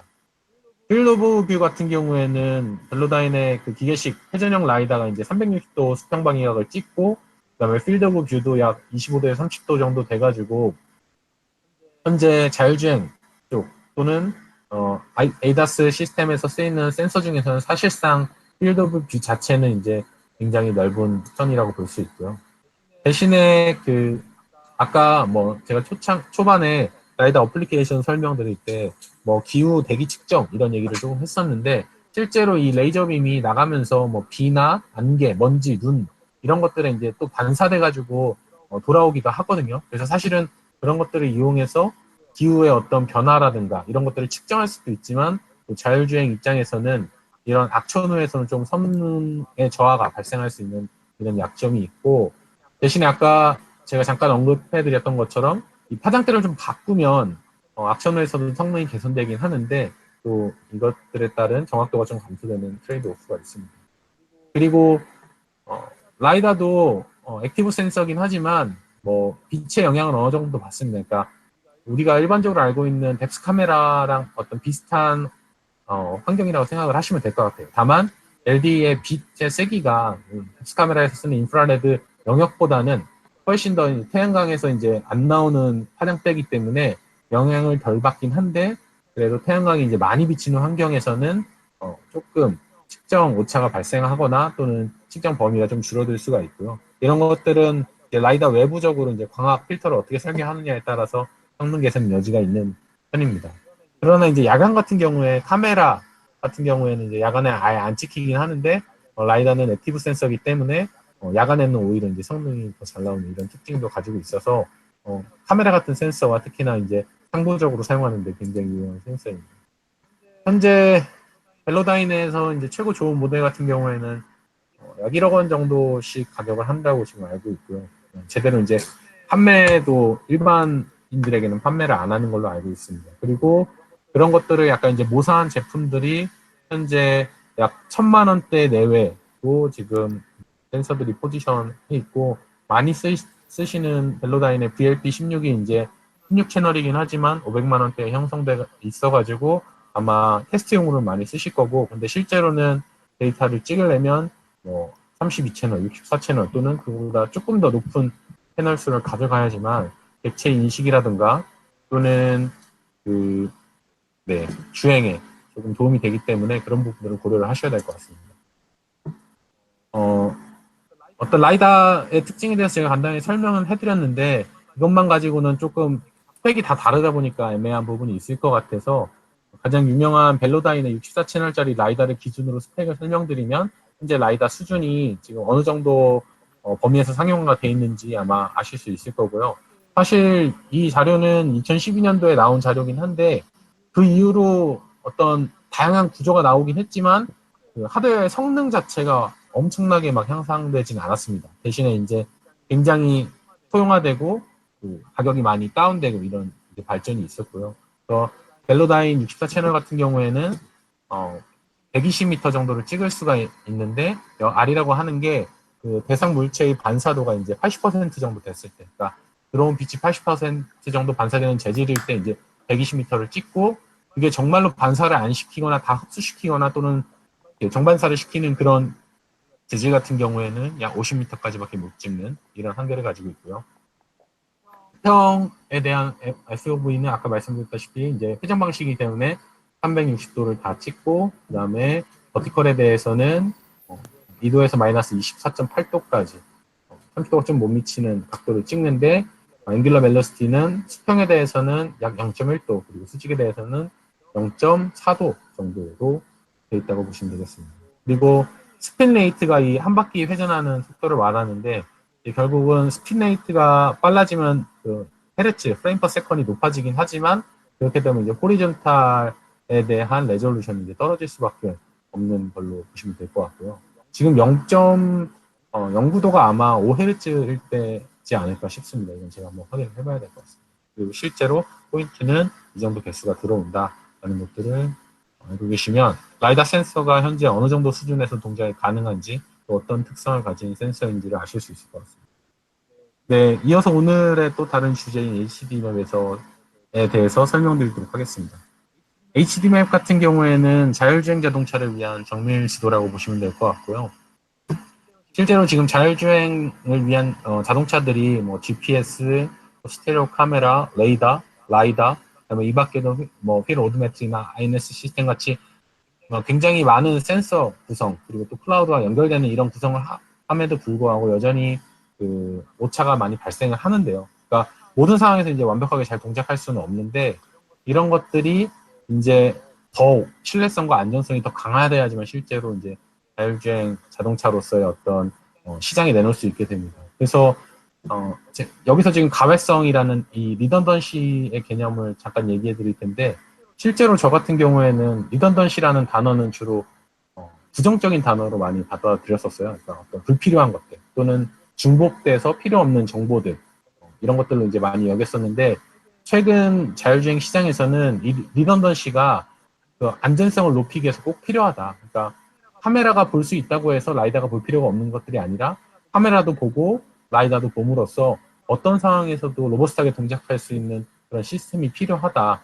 그리고 그런 관점에서 아까 뭐 테슬라의 경우 같은 경우에는 당연히 카메라만 가지고도 지금 어느 정도 차선 인식을 통해서 자율주행이 가능하고 객체 인식도 가능하지만, 혹시나 카메라가 제대로 동작하지 않아가지고, 또는 카메라의 어떤 취약한 상황에서 동작을 안 할 때 레이더나 라이다 같은 시스템들이 다 같이 있어서 단 1%라도 안전성을 더 높여야지만 어떻게 보면은 시장에 내놓을 수 있는 자율주행 차량이 아닐까. 그래서 이런 리던던시 측면에서 사실 카메라만 쓰겠다는 테슬라의 어떤 발언은 굉장히 도전적이고 또 많은 주목을 끌 수 있는 그런 발표라고 생각하긴 하지만, 결국은 이런 센서들을 다 조합하는 형태로 당분간은 가지 않을까라고 생각을 합니다. 그리고 정밀 지도도 그런 측면에서 이미 뭐 카메라, 라이다, GPS, INS, IMU 이런 것들을 다 단 그 자율주행 모듈들이 꽤 잘 주행을 하고 있음에도 불구하고, 이런 리던던시 측면에서 조금 더 성능을 올리고 또 조금 더 신뢰성과 안정성을 높이기 위해서 정밀 지도가 필요하고요. 그리고 단순하게 주변에 대한 어떤 환경 정보랑 위치 정보뿐만 아니라 실제로 주행에 필요한 다양한 정보들을 이제 상세하게 전달하기 위해서도 이런 정밀 지도가 필요하게 됩니다. 그래서 아래 그 리포트에서 나왔던 내용은 뭐 당연히 이제 정밀 지도를 사용한다고 하면 제가 이제 기본적으로 생각하고 있었던 것들은 자율주행에서 어떤 추기 오차를 감소시키는 이런 목적만 생각했었는데, 이거 이외에도 결국 이제 자율주행이 주변 환경을 인지하고 판단하는데 결국 요즘 딥러닝 기술이 많이 쓰이는데, 정보가 더 많아지기 때문에 이런 딥러닝의 학습 능력이 향상되는 가능성도 있고요. 그리고 또 불필요한 정보들을 제외하고 꼭 필요한 정보들만 미리 선택함으로써 그 엣지 단에서, 그러니까 자율주행 모듈 단의 클라이언트 단에서 어떤 실시간 처리량을 줄일 수 있는 이런 효과도 있고, 또 이런 것들이 뭐 최적 운행이라든가 또는 배터리 충전 전 예측 관리 이런 것들을 통해서 이제 친환경차에 대한 어떤 연비나 배터리 효율성 향상 이런 측면들도 같이 가져가고 있다는 재밌는 리포트를 제시하고 있었습니다. 그리고 당연히 정적인 지형지물의 위치 또는 도로 위치 이런 것뿐만 아니라 비이클과 그다음에 클라우드 간의 어떤 통신을 통해 가지고 실제로 변화하는 도로 상황이라든가 주변 차량의 위치 변화 같은 것들을 이제 실시간으로 동적 정보를 제공하는 이런 기능들도 정밀 지도를 통해서 다 이루어질 수 있는 기술들입니다. 그러면 이 HD 맵은 어떤 요구 조건을 가지고 있냐면, 이건 이제 기존 지도들과 다르게 센티미터 수준의 정밀도를 갖춘 3D 지도고요. 그 다음에 도로의 또 변화를, 도로가 계속해서 변하고 바뀌고 건물도 이제 생기고 없어지고 하기 때문에 이런 도로의 변화를 반영할 수 있도록 주기적으로 지도를 업데이트해야 되는데 책에서는 이거를 거의 매주 해야 된다라고 이야기를 하고 있더라고요. 그리고 자율주행 시스템과 당연히 유기적으로 연동돼야 됩니다. 그래서 기존 지도 같은 경우에 저희가 주로 내비게이션에서 사용하는 지도 같은 경우에는 보통 미터 단위의 정확도를 이제 많이 보유를 했었는데 정밀 지도 같은 경우에는 이런 센티미터 수준 요구하게 됩니다. 근데 이 이유가 제가 좀 찾아보니까 실제로 자율주행이 되려면 결국은 차선 레벨에서의 어떤 위치 인식이 돼야 되는데 기본적으로 우리나라의 경우에 한 차선이 약 3m 정도의 폭이 있는데 차량이 폭이 일반적으로 2.5m 정도가 된다고 합니다. 그러니까 양쪽 이렇게 남는 사이드에 남는 그 이격이 결국 50cm 정도밖에 안 되기 때문에 그 옆 차선의 차량과의 어떤 간격을 제대로 조율을 하려면 정밀 지도를 통해서 추정할 수 있는 위치가 사실은 25cm 이내로 들어와야지만 차선 위치 정확도에 대한 정확도를 이제 보장할 수 있다. 뭐 이런 이야기들을 하고 있었고요. 아까 말씀드린 대로 기존에는 단순히 어떤 도로의 경계면이나 또는 속도 같은 교통 표지만을 제공했었는데 정밀지도에서는 차선이라든가 또 그 이외에도 교통 표지의 위치, 뭐 속성, 그다음에 노면에 대한 위치, 속성 뭐 이런 좀 더 디테일한 정보들을 제공하고 있다고 보시면 됩니다. 네, 이 자료는 지난 시간에 조우님께서 잠깐 보여주셨던 자료인데 HD맵의 어떤 그 의미 계층을 나타내는 그 그림이고요. 근데 제가 자료를 여러 가지 찾아봤는데 뭐 기본적으로 골자는 비슷합니다만 조금씩 다른 그런 내용들을 착안을 하고 있어서 제가 오늘 설명드리는 내용은 이 아티클에서 제공하고 있는 내용을 기반으로 한 것이고 다른 데서는 비슷하지만 조금씩 다른 레이어들을 정의할 수도 있다는 점은 미리 좀 말씀드리겠습니다. 그래서 베이스맵 레이어 같은 경우에는 저희가 이제 일반적으로 알고 있는 그 위성항공에서 촬영한 그런 어떤 2D 지도라고 보시면 될 것 같고 지오메트리 맵 레이어 같은 경우에는 이제 아주 정밀한 3차원 정보, 특히나 라이다로 촬영한 3차원 포인트 클라우드와 그다음에 카메라나 또는 라이다에서 촬영된 컬러 인텐시티 맵 이런 것들이 있는 로우 센서 데이터를 의미한다고 보시면 될 것 같고요.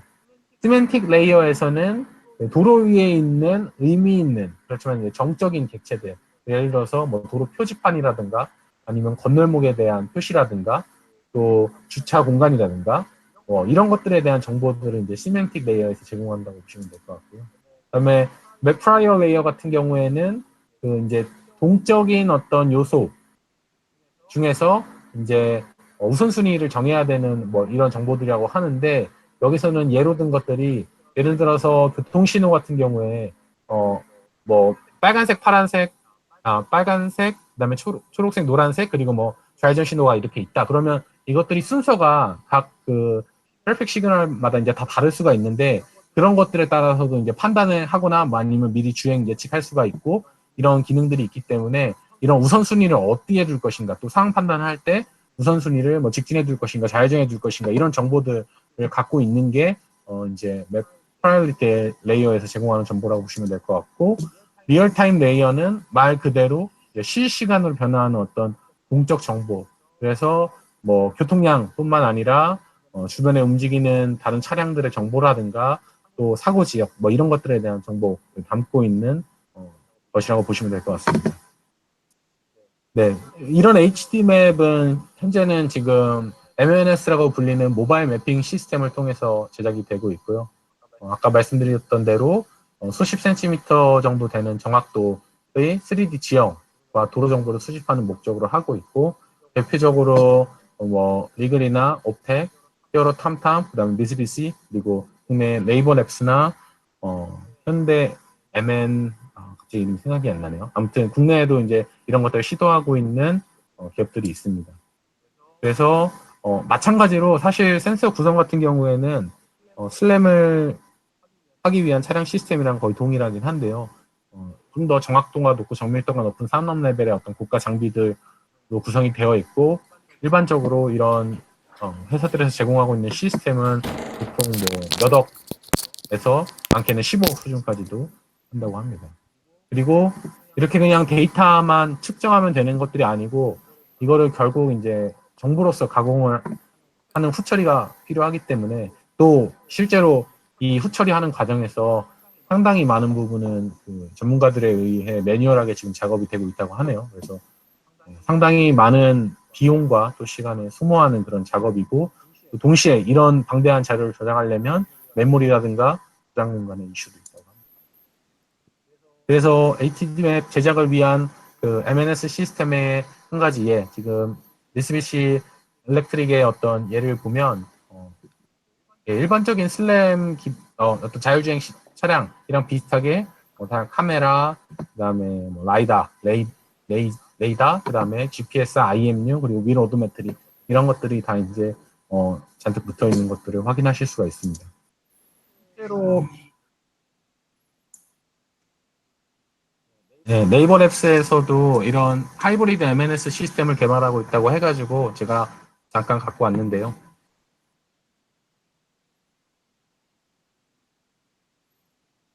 네, 뭐 이게 일반적인 방법은 아닙니다. 근데 여기서는 이렇게 항공 촬영 이미지에서 이제 딥러닝 기술을 이용해가지고 도로면이라든가 건축물 그리고 차선 이런 것들을 이제 자동으로 검출함으로써 아까 말씀드렸던 그 시멘틱 레이어를 올릴 수가 있고요.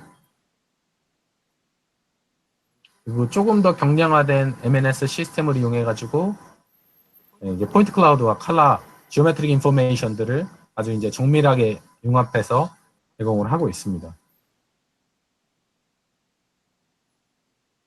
그래서 이런 것들을 이용하면 실제로 이제 도심에서 GPS 음영 지역에서도 차량이 아주 이제 잘 주행을 할 수 있다는 이런 결과를 보여주고 있습니다. 그러면 실제로 이제 제가 아까 설명드린 라이다 센서와 HD맵을 이용한 로컬라이제이션은 어떻게 수행되는지에 대해서 말씀드리겠습니다. 그래서 HD맵과 그다음에 라이다 데이터를 이용한 로컬라이제이션에서는 주로 그 파티클 필터를 적용을 하고 있고요. 이것들은 파티클 필터 베이스드 로컬라이제이션이라고 하는데 어떤 그 트라이얼 앤 에러를 통한 시뮬레이션을 통한 예측 기술이라고 볼 수 있고 일반적으로 이제 이런 그 위치 추적할 때 많이 쓰는 칼만 필터 같은 경우에는 선형 모델이라든가 물론 EKF도 있지만 선형 모델이라든가 또는 가우시안 분포 같은 것들을 가정하고 있는데 실제 환경은 이렇지 않기 때문에 이런 선형 모델이 아니고 또 그 분포가 가우시안 분포를 따르지 않는 이런 경우에서 이제 잘 동작할 수 있는 시스템이고 그 뿌려진 파티클들의 어떤 파티클 샘플들의 웨이트로서 그 확률 분포를 표현을 하고요. 그래서 파티클들은 그 모션 모델을 통해서 업데이트를 하고 그다음에 옵저베이션은 웨이트를 결정하는 데 사용을 합니다. 그래서 주로 이제 모바일 로봇 위치 추정 시스템에서 자주 활용되는데 다음 슬라이드에서 조금 더 자세히 설명드리도록 하겠습니다. 그래서 책에서 설명하고 있는 파티클 필터의 그 기반 로컬라이제이션의 전반적인 흐름도는 이렇고요. 처음에 이제 초기화를 한 다음에 이 초기화를 할 때 이제 주로 이제 3차원 자세 벡터로 다루는데, 그러니까 XYG나 아니면은 6DOF를 다 다루는 게 아니라 2차원에서 피치랑 롤에 대한 것들은 정확하다고 보고 이제 XY 포지션이랑 그다음에 요값 차량의 어떤 오리엔테이션 헤딩 값만 이제 다룬다고 보시면 될 것 같고요. 이 모션 프레딕션 과정에서는 그 이제 처음에는 랜덤하게 그냥 뿌려놓은 파티클들을 이 모션 모델에 따라서 이제 업데이트를 하고요. 그런 파티클들이 이제 한쪽으로 차량의 움직임에 따라서 이렇게 몰리게 되는데 그런 것들에 대해서 실제로 이제 매저먼트 단에서 라이다로 이렇게 스캐닝을 했을 때 파티클과 이제 분포한 영역이 겹치는 부분들은 이제 아주 높은 웨이트를 설정하는 방식으로 웨이트를 업데이트를 하게 됩니다. 그리고 리샘플링 과정에서 웨이트가 낮은 파티클들은 다 없애고 그다음에 높은 파티클들 위주로 이제 선택을 한 다음에 그 파티클의 전체 수를 유지하는 방식으로 해서 그 웨이트가 높은 파티클들은 다시 이 모션 업데이트와 웨이트 업데이트를 이렇게 거쳐가지고 이 알고리즘을 전체적으로 계속해서 반복 수행함으로써 최종적으로 차량의 위치 또는 로봇의 위치를 추정하는 방식이고요. 다음에 그 도식화를 해서 보여드리면 처음에 이거는 먼저 다 지나가기 전에 한번 말씀드리면 진용님의 블로그에서 갖고 온 실험 결과이고요. 이 과정이 이제 계속 반복되는 과정을 보여드리는데 처음부터 다시 설명해 드리겠습니다. 그래서 이니셜라이제이션을 맨 처음에 할 때 랜덤하게 다 뿌린 다음에 모션 업데이트를 하게 되면 한쪽으로 몰리게 되고, 거기서 라이다가 측정한 범위에 있는 애들은 높은 웨이트를 설정하고, 웨이트가 높은 애들만 필터링 한 다음에 다시 모션 업데이트, 메저먼트, 그리고 웨이트 업데이트, 그 다음에 그거에 대한 다시 리샘플, 그리고 다시 모션 업데이트, 이런 과정을 통해서 실제로 로봇이나 차량의 위치를 이제 추정하는 기술이라고 보시면 될 것 같습니다.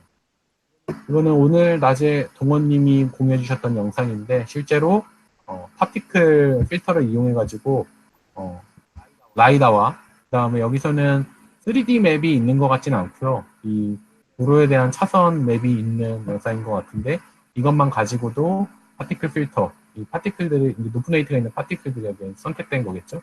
그래서 파티클 필터를 이용해가지고 차선 레벨에 아주 정확한 인지가 가능하다는 것들을 보여드리고 있습니다. 네, 제가 준비한 발표는 여기까지입니다. 혹시 질문 있으시면 질문해 주시기 바랍니다.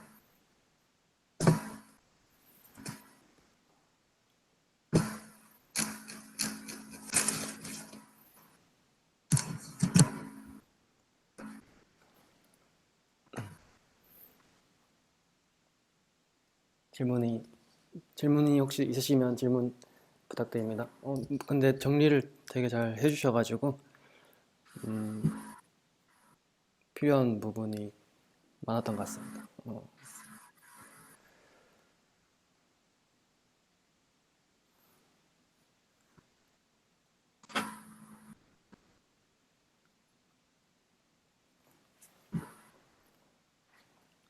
제가 그냥 뭐 코멘트를 할까 하자면 네.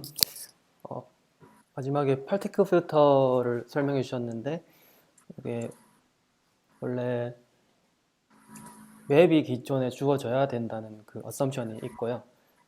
이런 네. 2D 맵이라든지 아니면 뭐 3D 맵이라든지 어쨌든 그 맵을 알고 있는 상태에서 이제 자기 위치를 이제 그 맵 위에 파티클들을 뿌려서 자기의 약간 복사본들 이렇게 뿌려서 그 위치에서의 현재 위치에서의 센싱 값을 대조해 봄으로써 이렇게 웨이트가 높은 파티클들만 남김으로써 이렇게 로컬라이제이션 하는 거고, 이거랑 좀 대비되는 것이 이제 칼만 필터나 EKF 같은 경우에는 맵이 없는 상태에서 그냥 말하자면 이건 트래킹에 가깝고요. 현재 위치에 대한 센서 이프지 계속 들어오면 그냥 그런 트래킹 하듯이 현재 위치를 계속 업데이트해 나가는 그런 차이점이 있었던 것 같습니다. 네, 감사합니다. 제가 사실 파티클 필터는 오늘 처음 본 내용이라서 공부를 좀 열심히 해오긴 했는데 잘 설명이 됐는지 모르겠습니다. 일단 중요한 부분은 네. 다 잘 설명해 주신 것 같네요. 네, 그 동열님이 질문해 주신 거에서 그 파티클 필터의 초기 위치에 대한 질문을 하신 것 같은데, 제가 이해하기로는 사실 이제 로봇의 초기 위치를 정하는 문제이기 때문에, 차량 같은 경우에는 GPS에서 수신되는 뭐 신호를 가지고 글로벌 포지션을 잡거나, 또는 뭐 실내 같은 경우에는 어떤 마커나 그런 랜드마크를 기반으로 해가지고 초기점을 이제 안다고 가정하고 시작하지 않을까 싶습니다. 혹시 초기 위치 잡는 거에 대해서 제가 조금 잘못 설명드린 부분이나 아니면 커멘트 있으시면 다른 분들도 해주시면 감사하겠습니다. 초기 위치 같은 경우에는 몰라도 알아서 이게 컨버전 되면서 알아나가는 것 같거든요. 아까 그 보여주신 23페이지에서 그런 영상을 봤을 때 이렇게 일단 초기 위치는 지금 모르는 상태에서 파티클을 전체에다가 다 뿌려 놓는 거거든요. 그러면서 수렴해 나가면서 이제 파티클이 모이는 곳이 이제 최종적인 차량 또는 로봇의 위치가 되는 것이죠. 그러면 그 라이다에서 이제 결국 메저먼트를 해가지고 네. 그것들을 가지고 웨이트를 업데이트하는 방식인데, 네. 과정에서 어디가 찍히는지에 대한 정보는 결국은 그 로봇의 위치를 알아야지만 알 수 있는 건 아닌가요? 그건 아닌가요? 이제 그 예를 들어서 실제로 있는 로봇이 있는 위치는 한 군데일 거잖아요. 단 한 군데. 이 맵에서. 네, 근데 파티클들은 여러 군데 뿌려져 있는데 이 지금 네, 파란색으로 이제 라인으로 얻은 그런 센싱 값이 있고 그 센싱 값이 제일 잘 맞아 들어가는 위치로 수렴하게 되는 거죠. 매칭이 가장 네, 잘 그 되는 위치로. 보면은 이제 빨간색이 지금은 한 군데인데 지금 여기서 여러 군데로 모여지는 부분 있잖아요. 그런 부분들이 이제 이 센서 인풋과 약간 매칭되는 위치들로 조금씩 군을 이루게 된 건데 그런 과정에서 계속 업데이트하면서 이동하면서 그 센서 인풋이 들어오게 되고 그런 웨이트를 계속 업데이트 해 나가면서 수렴하는 부분이 최종적으로 이제 로컬라이제이션 되는 부분이다 라고. 아, 그럼 제가 조금 잘못 알고 있었네요. 그러면은 이 모든 파티클들을 하나의 후보군으로 놓은 네, 다음에 그래서 3D 포인트 클라우드를 기준으로 한다면 라이다에 설정한 포인트 클라우드랑 그리고 맵에 대한 인포메이션을 레지스트레이션을 해서 네, 그 오차가 가장 적은 위치가 이제 그 웨이트가 가장 높을 것이고 그게 높을수록 웨이트가 낮은 형태로 정의가 된 다음에 다시 모션 프레딕션을 하는 그런 단계로 나아가는 거군요. 네네. 사실 그런데 여기서 레지스트레이션이라기보다는 약간 센서 저기 선 하나하나당의 그런 확률 분포를 다 계산을 하거든요, 내부적으로. 그 포인트 네. 클라우드나 뭐 이렇게 2D 레지스트레이션이라기보다는 그런 확률 분포의 업데이트라고 제가 알고 있어요. 저도 이제 공부를 하는 입장이지만. 네, 감사합니다. 네. 제가 필터는 처음 봐가지고 그런 디테일한 부분까지는 좀 잘 몰랐습니다. 답변 대신 해주셔서 감사합니다. 그쵸. 아마 루프 클로저 이슈도 비슷할 것 같은데, 슬램에서. 이게 그냥 3D 대 3D로 뭔가를 계산한다는 거 이제 너무 코스가 많이 들기 때문에 아마 그런 문제 있을 것 같고, 파티클 필드 제가 알기로도 초기값 뭐 상관없는데, 이게 좀 실질적으로 생각하면 이제 최소한의 바운더리는 좀 필요하긴 하겠죠. 뭐, GPS 값을 기반으로 하던가, 아니면은 차가 뭐 지하주차장 같은 데 주차했으면은 뭐 최종적으로 가지고 있던 위치를 뭐 조이값으로 쓴다던가 그런 부분은 실질적으로는 좀 필요할 것 같긴 해요. 아, 예, 맞습니다. 저도 책에서 본 내용에서 그러니까 파티클을 너무 많이 뿌리게 되면 결국은 이제 계산 비용이랑 메모리가 증가하기 때문에 그 뭐 GPS 값 같은 것들을 이용해서 대략적인 범위에다가만 이제 뿌린다고 이야기를 해가지고 저는 이제 그게 그 부분이라고 생각을 했었는데 말씀하신 대로 동원님 말씀하신 대로 진행이 되는 건데 중호님은 좀 더 임플리멘테이션 측면에서 효율성을 높이기 위해서 ROI는 어느 정도 설정해 줄 수 있다 뭐 이런 이야기를 해주신 거죠. 예, 예, 맞습니다. 네, 감사합니다. 또 준수님이 질문을 해주셨는데 대조를 통해서 파티클 업데이트 프로세스의 대략적인 알고리즘이 궁금합니다. 대조를 통해서 이게 어떤 질문일까요? 혹시 제가 잘 이해를 못했는데 그게 아마 센서 인풋이랑 이제 맵과의 아까 말씀하신 얼라이먼트, 레지스트레이션 그런 부분을 말씀하시는 것 같은데 근데 이거는 아까 그 보여주신 정진용님 네, 블로그에도 잘 나와 있거든요. 수도코드랑 사실 저 블로그가 원래 유튜브에 파티클 필터 설명하시는 교수님이 계신데 그걸 또 정리하신 거거든요. 거기를 보시면 자세한 내용은 저기 다 나와 있어요. 그거를 보셔도 예, 괜찮을 것 같아요. 네. 저도 질문 하나 있는데, 네. 네, 결국 지금 페이지에 결국 그 파티클 필터들이 하나의 그 점으로 모이게 되잖아요.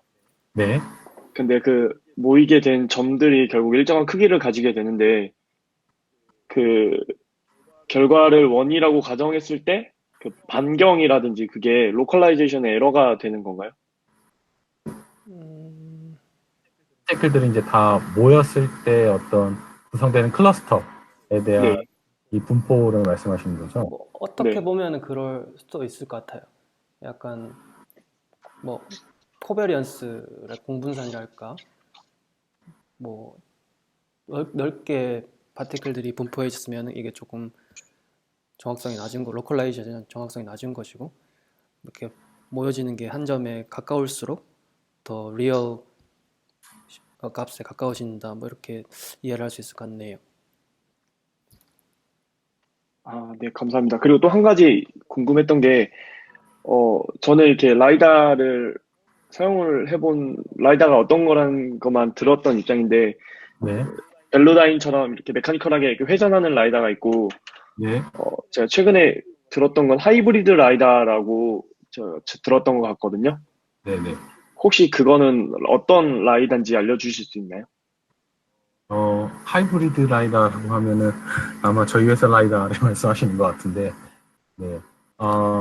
저희 거 같은 경우에는 이제, 그러니까, 네, 라이다 시스템에서, 저희는 멤스랑 폴리건 미러 이 두 개를 이제 같이 융합해서 쓰고 있거든요. 그래서, 어, 수평축 스캐닝은 폴리곤 미러를 이용해서 스캐닝을 하고, 그다음에 수직축에 대해서는 그 멤스 미러를 사용을 함으로써 실제로 이제 벨로다인 같은 경우에 저희께 한 80 채널 정도, 필드오브 뷰는 120 정도밖에 안 됩니다만, 80 채널 정도를 저희께 실제로 생성해내는데, 벨로다인은 그거를 이제 실제로 그 80 채널을 생성하려면 이제 80개를 그 LDPD 쌍을 다 이렇게 실제로 하드웨어를 구현을 해야 돼요. 근데 그게 비용도 상당히 이제 비싸고, 또 그거를 그냥 단다고 되는 게 아니고 그것들을 일일이 다 이제 캘리브레이션을 해줘야 되는 이런 문제가 있는데, 저희 거 같은 경우에는 이제 LDPD 그냥 한 쌍만 가지고 그것들을 이제 두 개의 어떤 미러 구조를 통해 가지고 이제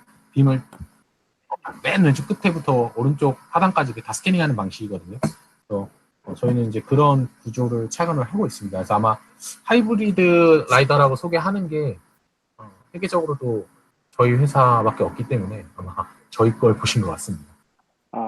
그러면 지금 기사에서 사용하시는 라이다 자체가 그냥 LDPD가 하나씩만 되어 있고 그걸 이용해서 이제 80 채널을 만든다 뭐 이렇게 제가 이해를 해도 괜찮은 건가요?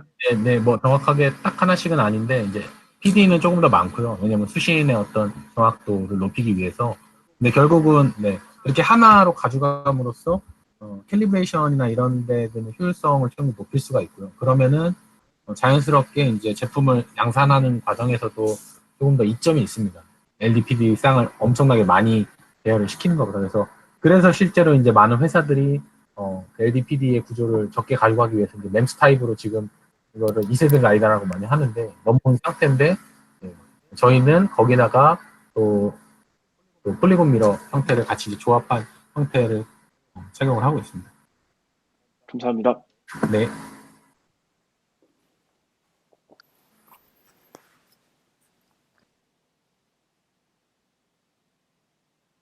질문 없으시면 이걸로 마무리해도 될까요? 네, 알겠습니다. 감사합니다. 준비 잘 해주신 영희님 감사합니다.